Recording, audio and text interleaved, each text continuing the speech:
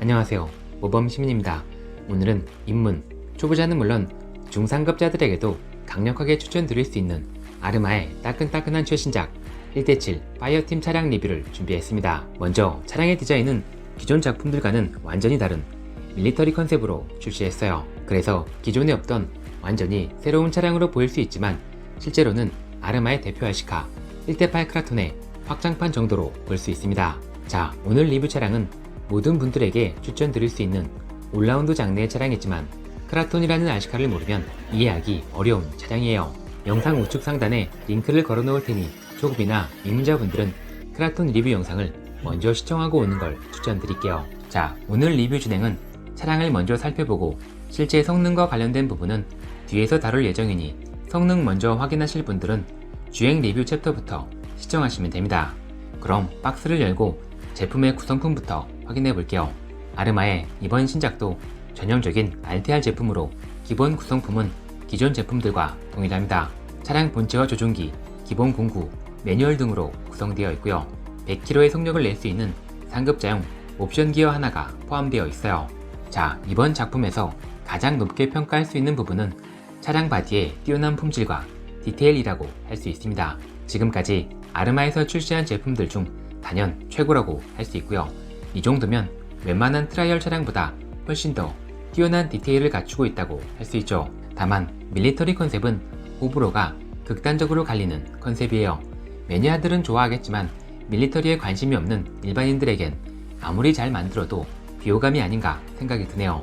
자, 이번 작품의 바디는 디자인과 디테일뿐만 아니라 내구성에도 정말 많은 공을 들여 출시했습니다. 바디를 구성하는 요소가 정말 엄청나게 많은 파트로 구성되어 있어요. 롤케이지와 피규어가 포함된 이너바디, 그리고 수많은 바디 조각들로 구성되어 있어요.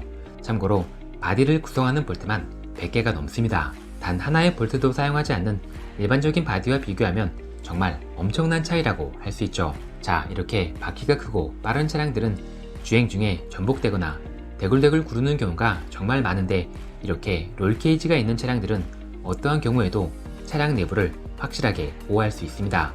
보통 롤케이지가 포함된 대부분의 RC 차량들은 차량 본체와 바디를 손쉽게 분리할 수 없는 일체형 구조로 만드는 경우가 많습니다. 무게 때문에 바디핀만으로 고정이 어렵기 때문에 어쩔 수 없는 부분이죠. 그래서 롤케이지가 포함된 차량들은 정비가 어렵다는 단점이 있습니다.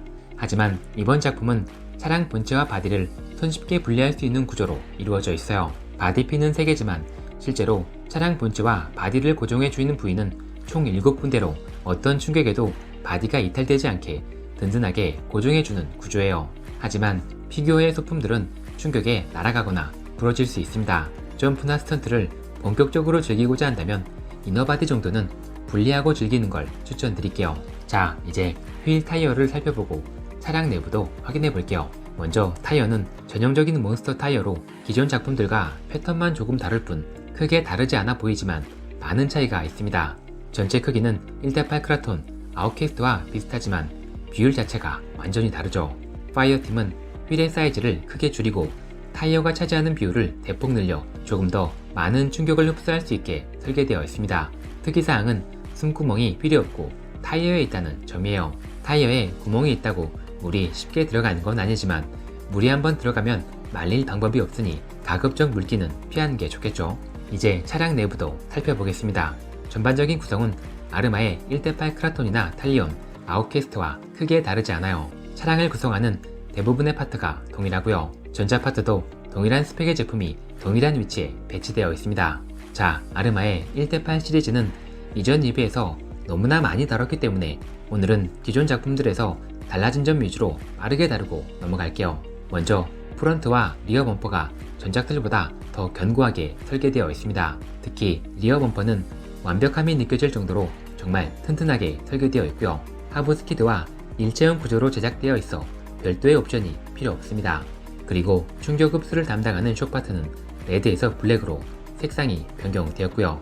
앞뒤 암대는 크라톤 EXB 제품이 장착되어 있습니다. 자, 이번 신형 제품에서 가장 큰 변화는 메인 프레임의 확장이에요.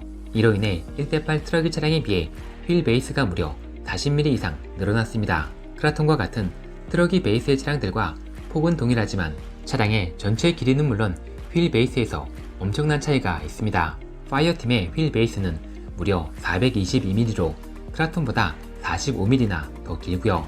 1대8 아웃캐스트와 비교하면 90mm가 넘는 엄청난 차이를 보이죠. 자, 많은 분들이 1대8 몬스터 트럭을 선택할 때 아웃캐스트와 크라톤 사이에서 정말 많은 고민을 합니다. 두 차량은 디자인만 조금 다르고 거의 동일한 모델인데 고민을 하는 이유는 휠 베이스의 차이에서 오는 주행성 때문이라고 할 수 있어요. 간단하게 정리하면 1대7 파이어팀도 1대8 크라톤 아웃캐스트와 거의 동일한 차량이고 휠 베이스의 차이만 있다고 할 수 있죠. 자, 전자 파트는 이전 리뷰들에서 충분히 다뤘기 때문에 생략하고요. 새롭게 추가된 핸드 브레이크만 설명드릴게요. 이 장치는 뒷바퀴를 물리적으로 고정해주는 장치로 자동차의 핸드 브레이크와 매우 유사한 구조를 가진 장치예요. 매우 신선하고 재미있는 장치이긴 한데 전동 RC카에 꼭 필요한 기능은 아니기 때문에 큰 장점으로 보기는 어렵네요. 오프로드에서 드리프트를 연출할 때 도움이 될 것 같긴 하지만 드리프트를 하기 위해 이 차량을 구매하는 사람은 없겠죠. 이제 차량을 살짝 분해해서 구동계 파트도 살펴보겠습니다. 먼저 차량을 분해한 김에 피니언 기어는 제품에 동봉된 스피드 기어로 교체해 주었어요.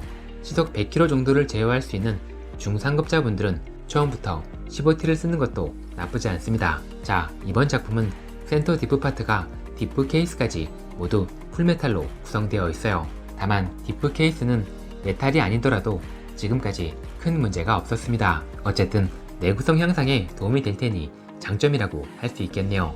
살짝 아쉽지만 프론트와 리어는 일반 버전에 사용되는 디프가 그대로 사용되었습니다. 자, 이제 차량 리뷰는 여기까지 하고 지금부터 실제 주행 성능에 대해 알아볼게요.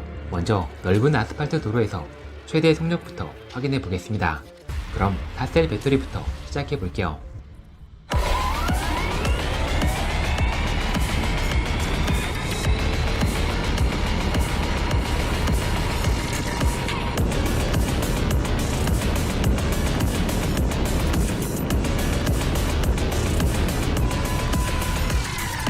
자, 이 정도 속력은 몬스터 트럭으론 상당히 빠른 속력인데 길어진 휠 베이스로 인해 매우 편안하고 안정적인 주행이 가능했습니다.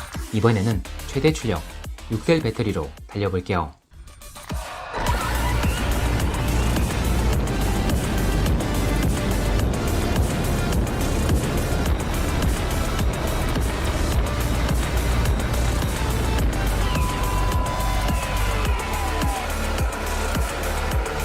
(1대8) 크라톤의 경우 6셀의 출력으로 이렇게 달리면 살짝 불안한 모습이 보여졌는데 1대7 파이어팀은 최고 출력에서도 길어진 사이즈만큼 안정적인 모습을 보여주었습니다. 자, 몬스터 트럭은 원래 편안하고 안정적인 장르가 아니에요. 거칠고 터프하고 제어하기 어려운 장르가 몬스터죠.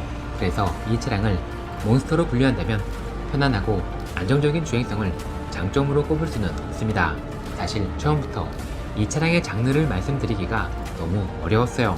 어쨌든 장르를 정하는 게 중요한 건 아니니까 그냥 넘어가겠습니다. 자, 이곳은 오랜만에 방문한 인천 청라 소재의 오프로드 트랙입니다. 파이어팀은 트럭이 구조를 갖춘 차량이니 서킷 주행도 충분히 가능할 것 같아 방문해 보았어요.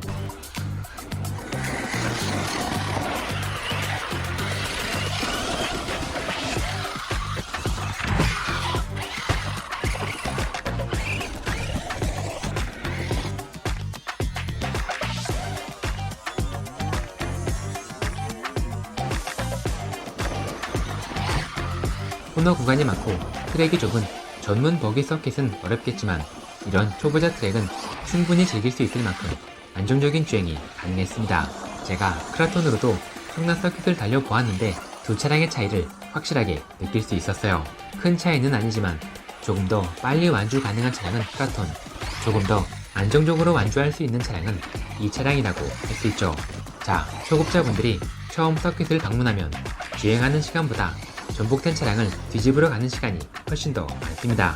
초급자 입장에서 이런 트랙 주행까지 고려한다면 크라톤보다 파이어팀이 조금 더 유리할 것 같네요. 자, 마지막 코스는 스트레스를 시원하게 날려버릴 수 있는 점프예요.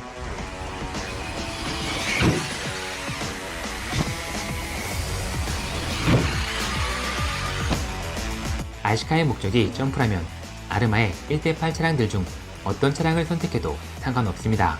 아르마 차량들은 끊임없는 버전업을 통해 강성 하나만큼은 타의 추종을 불허할 만큼 뛰어나기 때문이죠.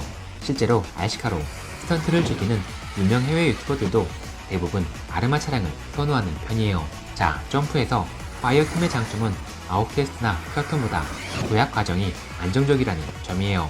느린 속도에선 차이가 없겠지만 속도가 빨라질수록 점프대까지 안정적으로 진입하는 과정이 어려워지거든요. 점프로 견적이 발생하는 케이스의 절반 이상은 안정적인 도약이 이루어지지 않았기 때문입니다. RC카 조종과 점프에 능숙한 분들은 상관없겠지만 초급 중급자분들은 다른 모델보다 파이어팀이 더 좋은 선택이 될 것 같네요. 자, 이제 단점으로 보일 수 있는 부분들을 체크해보고 마무리하겠습니다. 먼저 밀리터리 컨셉은 개인적으로 단점이라고 생각해요. 분명 튼튼하고 견고하게 잘 만들긴 했지만 밀리터리 컨셉은 마니아적인 성향이 너무 강하기 때문에 불편하게 느끼시는 분들이 상당히 많습니다. 두 번째 단점은 몬스터 트럭의 또 다른 즐거움, 스턴트를 즐기기 어렵다는 점이에요. 너무 길어진 사이즈로 인해 몬스터 트럭의 기본 스턴트, 윌리마저 쉽지 않고요. 백플립은 생각하기도 어렵습니다. 자, 이제 마무리할게요. 아르마의 이번 신작 파이어팀 역시 수년간 끊임없이 버전업된 크라톤을 베이스로 만들어진 차량으로 누구에게나 강력하게 추천할 수 있는 매우 완성도 높은 차량이에요. 온로드와 오프로드, 점프, 트랙 주행까지 편안하게 즐길 수 있는 몬스터 트럭을 찾는다면 1대7 파이어팀은 정말 좋은 선택이 될 거라고 생각합니다. 자, 오늘은 여기까지 할게요.